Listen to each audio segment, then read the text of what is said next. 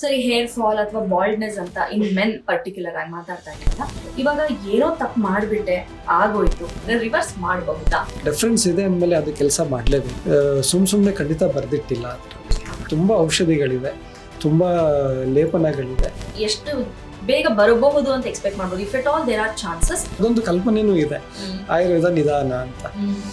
Actually Ayurveda ನಿಧಾನ ಅಲ್ಲ, ಆಯುರ್ವೇದ ಕಡೆಗೆ ಜನ ಬರ್ತಿರೋದು ನಿಧಾನ. ಟೈಮ್ ಜಾಸ್ತಿ ಆಗ್ತಾ ಹೋದಷ್ಟು ದೋಷಗಳು ಅಕ್ಯುಮುಲೇಟ್ ಆಗ್ತಾ ಹೋಗುತ್ತೆ.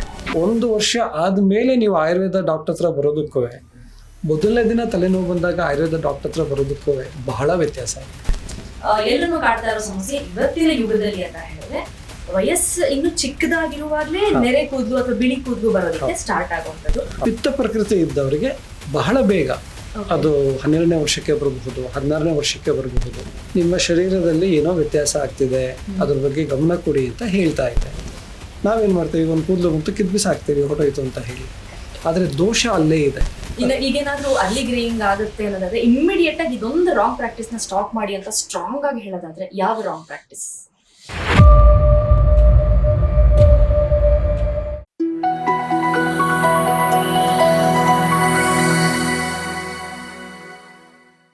ಸರಿ, ಹೇರ್ ಫಾಲ್ ಅಥವಾ ಬಾಲ್ಡ್ನೆಸ್ ಅಂತ ಇನ್ ಮೆನ್ ಪರ್ಟಿಕ್ಯುಲರ್ ಆಗಿ ಮಾತಾಡ್ತಾ ಇದೀವಲ್ಲ, ಇವಾಗ ಏನೋ ತಪ್ಪು ಮಾಡಿಬಿಟ್ಟೆ ಆಗೋಯ್ತು, ಬಾಲ್ಡಿ ಆಗ್ಬಿಟ್ಟಿದ್ದೀನಿ ನಾನು ಅಂತಂದ್ರೆ ರಿವರ್ಸ್ ಮಾಡಬಹುದಾ? ಖಂಡಿತ ಪ್ರಯತ್ನ ಪಡಬಹುದು. ಎಲ್ರಿಗೂ ನಾನು ರಿವರ್ಸ್ ಮಾಡ್ತೀನಿ ಅಂತ ಹೇಳಿಕ್ ಬರೋದಿಲ್ಲ, ಆದರೆ ಪ್ರಯತ್ನ ಅಂತೂ ಖಂಡಿತ ಪಡಬಹುದು. ಸಾಕಷ್ಟು ಔಷಧಿಗಳಿದೆ, ಕೆಲವೊಂದು ಲೇಪಗಳಿದೆ, ಅಂದ್ರೆ ಹೊರಗಡೆ ಹಚ್ಚುವಂತ ಲೇಪಗಳಿದೆ. ನೀವು ಜಾಪಾಳ ಮಾತ್ರೆ ಬಗ್ಗೆ ಕೇಳಿರಬಹುದು. ಬೇದಿಗೆ ಯೂಶಲಿ ಕೊಡುವಂತ ಮಾತ್ರೆ. ಅದರದ್ದು ಜಾಪಾಳ ಅನ್ನೋದೊಂದು ಗಿಡ, ಅದ್ರದ್ದು ಬೇರನ್ನ ಲಿಂಬೆಹಣ್ಣು ರಸದಲ್ಲಿ ತೆಗೆದು ಹಚ್ಚಿದ್ರು ಕೂದಲು ಬರುತ್ತೆ ಅಂತ ಹೇಳ್ತಾರೆ. ಅದು ಹೊಡ್ಕೊಂಡು ಹೋಗೋದು ಕಷ್ಟ ಅಂತೇಳಿ ನಮ್ಗೆ ಒಂದು ರೆಡಿ ಟ್ಯಾಬ್ಲೆಟ್ ಸಿಗುತ್ತೆ. ಆ ಹೆಸರು ಹೇಳಲಿಕ್ಕೆ ಹೋಗೋದಿಲ್ಲ, ಇಲ್ಲಾಂದ್ರೆ ಎಲ್ಲರೂ ಪ್ರಯೋಗ ಮಾಡ್ಬಿಡ್ತಾರೆ. ಒಂಚೂರು ವ್ಯತ್ಯಾಸ ಆದ್ರೂ ಬೇದಿ ಆಗ್ಲಿಕ್ಕೆ ಶುರು ಆಗುತ್ತೆ. ಹಾಗಾಗಿ ಅಷ್ಟೇ, ಅದನ್ನು ಕೂಡ ಲಿಂಬೆಹಣ್ಣು ರಸದಲ್ಲಿ ಹಚ್ಚಿ ಮಾಡುವಂತ ಒಂದು ಥೆರಪಿ ಇದೆ.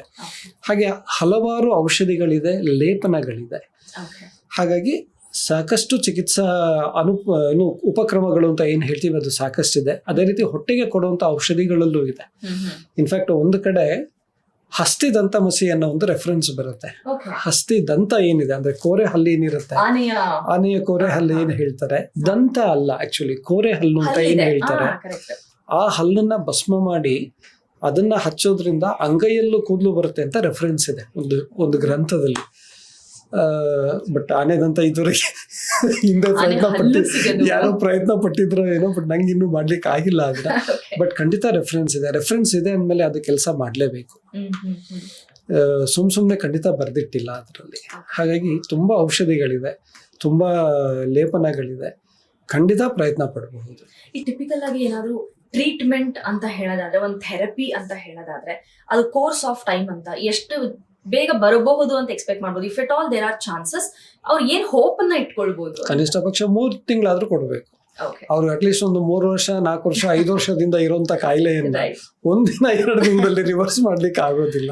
ನೀವು ಮಾತಾಡ್ತಾ ಹೇಳಿದ್ರಿ ಎಲ್ಲ ಆದ್ಮೇಲೆ ಆಯುರ್ವೇದಕ್ಕೆ ಬಂದ್ಬಿಟ್ಟು ಇದ್ ಮಾಡ್ತಾರೆ ಅಂತ ಹೇಳಿ.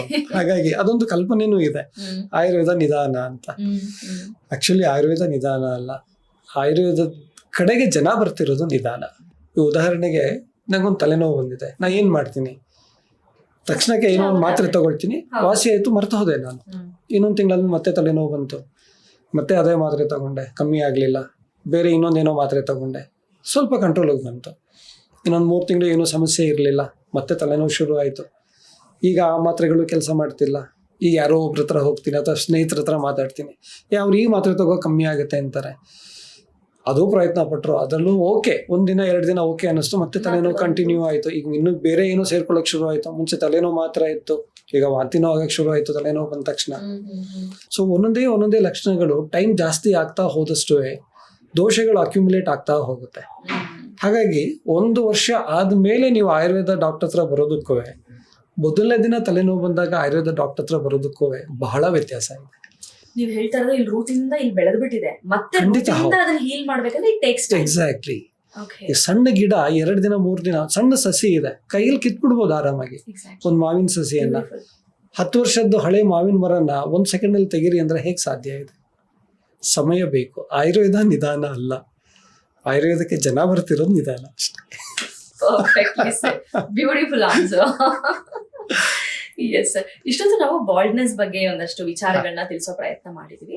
ಮತ್ತೊಂದು ಎಲ್ಲರನ್ನ ಕಾಡೋದು, this is again generic, this is not gender specific. ಎಲ್ಲರನ್ನು ಕಾಡ್ತಾ ಇರೋ ಸಮಸ್ಯೆ ಇವತ್ತಿನ ಯುಗದಲ್ಲಿ ಅಂತ ಹೇಳಿದ್ರೆ, ವಯಸ್ಸು ಇನ್ನು ಚಿಕ್ಕದಾಗಿರುವಾಗ್ಲೇ ನೆರೆ ಕೂದಲು ಅಥವಾ ಬಿಳಿ ಕೂದಲು ಬರೋದಕ್ಕೆ ಸ್ಟಾರ್ಟ್ ಆಗುವಂತದ್ದು.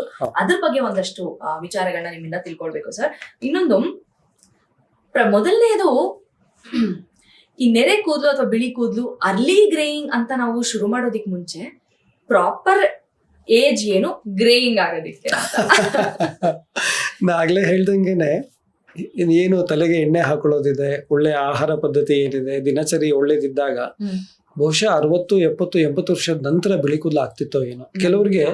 ಕೆಲವರಿಗೆ ವಯಸ್ಸಾದವರು ಕೂಡ ಸುಮಾರು ನನ್ನ ತಾತ ಒಬ್ಬರಿದ್ರು, ಅವ್ರಿಗೆ 92 ವರ್ಷ ನಾನು ನೋಡಿದಾಗ ಅವ್ರ ಕೂದಲು ಇನ್ನೂ ಕಪ್ಪಿತ್ತು. 104ನೇ ವರ್ಷಕ್ಕೆ ಅವ್ರದ್ದು ತೀರ್ಕೊಂಡ್ರು. ಆ ಟೈಮಲ್ಲಿ ಒಂದೊಂದು 2 ಬಿಳಿ ಕೂದಲು ಕಾಣಿಸ್ತಾ ಇತ್ತು. ಅಂದ್ರೆ ಅವ್ರ ದಿನಚರಿ ಅಷ್ಟೇ ತುಂಬಾ ಚೆನ್ನಾಗಿತ್ತು. ಸೊ ಹಾಗಾಗಿ ಇದೇ ವಯಸ್ಸಿಗೆ ಇಷ್ಟೇ ವಯಸ್ಸಿಗೆ ಅಂತ ಹೇಳೋದಂದ್ರೆ ಬಹುಶಃ 60ರಿಂದ 70 ವರ್ಷದ ನಂತರ ಬಂದ್ರೆ ನಾರ್ಮಲ್. ನಂತರ ಇವತ್ತು ಅಸಾಧ್ಯ ಅನ್ನೋ ತರ ಫೀಲ್ ಆಗ್ತಾ ಇದೆ. ಆದ್ರೆ ಪಿತ್ತ ಪ್ರಕೃತಿ ಇದ್ದವರಿಗೆ ಬಹಳ ಬೇಗ, ಅದು 12ನೇ ವರ್ಷಕ್ಕೆ ಬರಬಹುದು, 16ನೇ ವರ್ಷಕ್ಕೆ ಬರಬಹುದು. ಪಿತ್ತ ಪ್ರಕೃತಿ ಇದ್ದವರಿಗೆ ಬೇಗ ಕೂದಲು ಬಿಳಿ ಆಗುತ್ತೆ. ನಾನು ಇವಾಗ ಅದನ್ನೇ ಕೇಳ್ಬೇಕು ಅನ್ಕೊಂಡೆ, ಈ ಅರ್ಲಿ ಗ್ರೇಯಿಂಗ್, ಬೇಗ ಬಿಳಿ ಕೂದಲು ಆಗೋದು ಏನನ್ನ ಸೂಚಿಸುತ್ತೆ ಅಂತ? ನಿಮ್ಮ ಶರೀರದಲ್ಲಿ ಏನೋ ವ್ಯತ್ಯಾಸ ಆಗ್ತಿದೆ, ಅದ್ರ ಬಗ್ಗೆ ಗಮನ ಕೊಡಿ ಅಂತ ಹೇಳ್ತಾ ಇದೆ. Simple as that. ನಿಮ್ ಬಾಡಿ ಹೇಳೋದನ್ನ ಕೇಳಿಸ್ಕೊಳ್ಳಿ ಅಂತ. ಹೌದು, ನೀವೇನೋ ತಪ್ಪು ಮಾಡ್ತಾ ಇದ್ದೀರಾ, ಅದನ್ನ ಸರಿ ಮಾಡ್ಕೊಳ್ಳಿ ಅಂತ ಹೇಳ್ತಾ ಇದೆ. ನಾವೇನ್ ಮಾಡ್ತೀವಿ, ಒಂದು ಕೂದಲು ಮತ್ತು ಕಿದ್ಬಿಸಾಕ್ತೀವಿ ಹೊಟ್ಟೋಯ್ತು ಅಂತ ಹೇಳಿ. ಆದ್ರೆ ದೋಷ ಅಲ್ಲೇ ಇದೆ, ಅಲ್ಲೇ ಸ್ಪ್ರೆಡ್ ಆಗಕ್ ಶುರು ಆಯ್ತದು. ಇವತ್ತು ಒಂದಿದ್ದು ನಾಳೆ 4 ಒಂದು ಕೂದಲು ಕಿತ್ರೆ ಬಿಳಿ ಕೂದಲು ಅದು ಸ್ಪ್ರೆಡ್ ಆಗುತ್ತೆ ಅನ್ನೋದು ಕಾನ್ಸೆಪ್ಟ್ ಇಷ್ಟೇನೆ. ಅಲ್ಲಿ ದೋಷ ಅಲ್ಲೇ ಇದೆ. ನೀವು ಹೊರಗಡೆಯಿಂದ ಕಟ್ ಮಾಡಿ ತೆಗ್ದಿದ್ದೀರಾ ಅದನ್ನ ಅಷ್ಟೇನೆ, ಬಟ್ ದೋಷ ಏನಾಯ್ತು ಅಲ್ಲೇ ಇದೆ. ಸೊ ಇನ್ನೊಂದು ಬರ್ಲೇಬೇಕು. ನೀವು ದೋಷನೇ ತೆಗೆದ್ರೆ ಬರೋದಿಲ್ಲ. ಬಹುಶಃ ಸಾಧ್ಯತೆ ಇದೆ. ದೊಡ್ಡವ್ರು ಏನ್ ಹೇಳ್ತಿದ್ರು, ಸಾಧ್ಯತೆ ಇದೆ. ಕೀಳ್ಬೇಡ ಅಂತ ಹೇಳ್ತಾ ಇದ್ದಿದ್ದು ಅದೇ ಕಾರಣಕ್ಕೆ. ಈಗೇನಾದ್ರೂ ಅರ್ಲಿ ಗ್ರೇಯಿಂಗ್ ಆಗುತ್ತೆ ಅನ್ನೋದಾದ್ರೆ ಇಮ್ಮಿಡಿಯೇಟ್ ಆಗಿ ಇದೊಂದು ರಾಂಗ್ ಪ್ರಾಕ್ಟೀಸ್ ನ ಸ್ಟಾಪ್ ಮಾಡಿ ಅಂತ ಸ್ಟ್ರಾಂಗ್ ಆಗಿ ಹೇಳೋದಾದ್ರೆ ಯಾವ ರಾಂಗ್ ಪ್ರಾಕ್ಟೀಸ್? ಒಂದು ಅಂತ ಹೇಳೋದು ಬಹಳ ಕಷ್ಟ, ಹಲವಾರು ಕಾರಣಗಳಿದೆ. ಬಟ್ ಆದ್ರೂ ಫಸ್ಟ್ ಹೇಳುವಂತದ್ದು, ನಾನು ದಿನನಿತ್ಯ ತಲೆಗೆ ಎಣ್ಣೆ ಹಚ್ಚಲಿಕ್ಕೆ ಶುರು ಮಾಡಿ. That's very much important.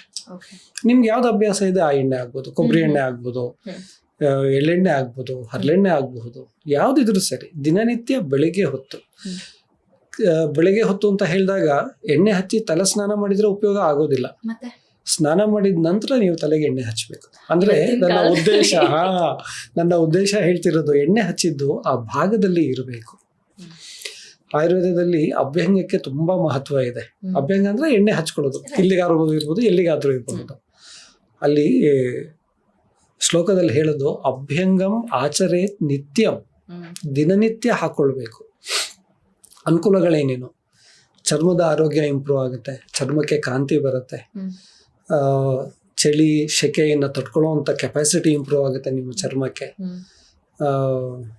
ವಾಯುವನ್ನು ಕಮ್ಮಿ ಮಾಡಲಿಕ್ಕೆ ಅಭ್ಯಂಗ ಒನ್ ಆಫ್ ದ ಬೆಸ್ಟ್. ವಾಯು ದೋಷವನ್ನು ಕಮ್ಮಿ ಮಾಡಲಿಕ್ಕೆ one of the best and simplest ಎಣ್ಣೆ ಹಚ್ಚಿ ಸ್ನಾನ ಮಾಡುವಂಥದ್ದು. ಹಾಗಾಗಿ ನಾವೀಗ ಅದನ್ನ ಬರೀ ದೀಪಾವಳಿ ಹಬ್ಬಕ್ಕೋ ಅಥವಾ ಇನ್ಯಾವುದೋ ಹಬ್ಬಕ್ಕೆ ಸೀಮಿತ ಮಾಡ್ಕೊಂಡ್ಬಿಟ್ಟಿದ್ದೀವಿ. ಅದು ಎಣ್ಣೆ ಹಚ್ಚಿ ತಕ್ಷಣ ಸ್ನಾನ ಮಾಡ್ತೀವಿ. ಆಕ್ಚುಲಿ ಚರ್ಮದಲ್ಲಿ 7 ಪದರಗಳಿರುತ್ತೆ. ಹಾಗಾಗಿ ಎಣ್ಣೆ ಹಚ್ಚಿದ ನಂತರ ಕನಿಷ್ಠ ಪಕ್ಷ 49 ನಿಮಿಷ ಆದ್ರೂ ವೆಯ್ಟ್ ಮಾಡಬೇಕು. ಆ ನಂತರ ಸ್ನಾನ ಮಾಡಬೇಕು. ಇಲ್ಲಾಂದ್ರೆ ನೀವು ಎಣ್ಣೆ ಹಚ್ಚಿದ್ದು ಉಪಯೋಗಕ್ಕೆ ಬರೋದಿಲ್ಲ. ಶಾಸ್ತ್ರಕ್ಕೆ ಹಚ್ಕೊಂಡು ಸ್ನಾನ ಮಾಡ್ದಂಗೆ ಆಗುತ್ತೆ ಅಷ್ಟೇ. ಖಂಡಿತ ಹೌದು. ಹಾಗಾಗಿ ತಲೆಗೆ ಎಣ್ಣೆ ಹಚ್ಚದಾದ್ರೂ ಕೂಡ ತಲೆ ಸ್ನಾನ ಅಂದ್ರೆ ನೀವು ತಲೆ ಸ್ನಾನ ಮಾಡಿ ತಲೆ ಸ್ನಾನ ಮಾಡಿದ್ರು ಏನು ತೊಂದರೆ ಇಲ್ಲ ಅದರಿಂದ. ಬಟ್ ಆಗ್ಲೇ ಹೇಳ್ದಂಗೆ ನೆನ್ಪಿಟ್ಕೊಳ್ಳಿ, ಬಿಸಿ ನೀರಿಂದ ಮಾಡಬೇಕು. ಉಗುರು ಬೆಚ್ಚಗಿರೋ ನೀರು ಅಥವಾ ತಣ್ಣೀರಿಂದ ಮಾಡೋ ಅಭ್ಯಾಸ ಇದ್ರೆ ಏನೂ ತೊಂದರೆ ಆಗೋದಿಲ್ಲ. ಬಟ್ ನಂತರ ದಿನನಿತ್ಯ ಎಣ್ಣೆ ಹಚ್ಚೋದು ಅಭ್ಯಾಸ ತುಂಬಾ ಅಂದ್ರೆ ತುಂಬಾ ಇಂಪಾರ್ಟೆಂಟ್. ಈಗ ನೀವು ಆಗ್ಲೇ ಮಾತಾಡ್ತಾ ಹೇಳಿದ್ರಿ, ನಾನು ಹೇಳ್ತಾ ಇರೋದು ಸ್ನಾನಕ್ಕೆ ಮುಂಚಿಂದಲ್ಲ, ಸ್ನಾನ ಆದ ನಂತರ ಹಾಕ್ಬೇಕು ಅಂತ. ಇವತ್ತಿನ ಜೀವನ ಶೈಲಿ ಅಂತ ನೋಡೋದಾದ್ರೆ, ನಾವು ಹೊರಗಡೆ ಹೋಗ್ತೀವಿ, ಆ ಎಣ್ಣೆ ಹಚ್ಕೊಳ್ಳೋದು ಈಸ್ ಒಂಥರ ಟ್ಯಾಬು ತರ ನೋಡ್ತಾರೆ. ಅದು ಬೇಡ, ಅದು ಹಾಕೊಂಡ್ರೆ ಹಳ್ಳಿಯವರು ಅಂದ್ರೆ ಐ ಆಮ್ ನಾಟ್, ಪಾಪ ಯಾರನ್ನೂ ನಾನು ಏನು ಹೇಳ್ತಾ ಇಲ್ಲ, ಬಟ್ ಅದನ್ನ ವ್ಯವಹರಿಸುವ ರೀತಿ, ನೋಡುವ ರೀತಿ ಬದಲಾಗುತ್ತೆ. ದೊಡ್ಡವ್ರು ಹೇಳದ್ ಕೇಳಿದೀವಿ, ಒಂದ್ ಬೊಟ್ ನೆತ್ತಿಗಾದ್ರೂ ಇಟ್ಕೊಂಡು ಹೋಗು ಅಂತ. Does that suffice the purpose? ಅಷ್ಟೇ ಸಾಕಾಗೋದಿಲ್ಲ, ಫುಲ್ ಹಚ್ಕೊಳ್ಳೇ ಬೇಕಾಗುತ್ತೆ. ಇಲ್ಲಿ ಅದನ್ನೇ ಹೇಳೋದು ನಾನು, ನಾವು ಇನ್ನೊಬ್ರಿಗೋಸ್ಕರ ಯಾಕೆ ಜೀವನ ಮಾಡಬೇಕು? ನಮಗೋಸ್ಕರ ನಾವು ಜೀವನ ಮಾಡ್ತಿರೋದಲ್ವಾ, ನಾನು ಸಂತೋಷವಾಗಿರ್ಬೇಕಲ್ವಾ. ಹಾಗಾಗಿ ಇನ್ನೊಬ್ರು ಹೇಳೋದನ್ನ ಕೇಳು, ಒಳ್ಳೆ ಮಾತುಗಳಿದೆಯಾ ಕೇಳೋಣ.